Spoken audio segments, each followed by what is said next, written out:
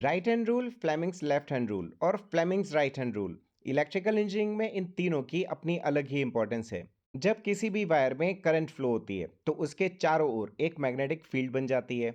आप अगर इस फील्ड की डायरेक्शन जानना चाहते हैं तो आपको यूज करना पड़ेगा सिंपली राइट हैंड रूल।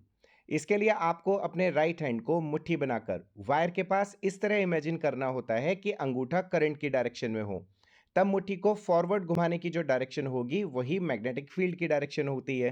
अब इसी करंट कैरिंग कंडक्टर को कॉइल बनाकर अगर किसी एक्सटर्नल मैग्नेटिक फील्ड में रख दिया जाए तो इस कंडक्टर पर एक फोर्स लगने लगता है। इस फोर्स की डायरेक्शन जानने के लिए आपको यूज करना होता है फ्लेमिंग्स लेफ्ट हैंड रूल। इसमें सिंपली लेफ्ट हैंड के थंब, इंडेक्स और मिडिल फिंगर को एक दूसरे से 90 डिग्री पे स्ट्रेच करना होता है। मिडिल फिंगर अगर करंट की डायरेक्शन में है और इंडेक्स मैग्नेटिक फील्ड की डायरेक्शन में, तो फिर कंडक्टर पे फोर्स अंगूठे की डायरेक्शन में लगेगा। जी हाँ, आपने बिल्कुल सही पहचाना। मोटर्स में यही तो होता है। अब अगर इस वायर से करंट हटा लें, यानी वोल्टेज अप्लाई ना करें, और इस वायर को सिंपली कॉइल बनाकर मैग्नेटिक फील्ड में रोटेट करने लगें, तो इसमें करंट प्रोड्यूस होने लगेगी।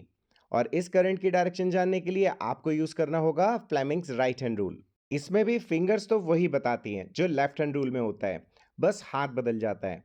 यानी वायर को अगर थंब की डायरेक्शन में घुमाएं और मैग्नेटिक फील्ड इंडेक्स की डायरेक्शन में है, तो मिडिल फिंगर प्रोड्यूस होने वाली करंट की डायरेक्शन बताती है। अब ये तो आप समझ ही गए होंगे कि ये जनरेटर्स में होता है ना? कितने काम के ये तीनों रूल्स।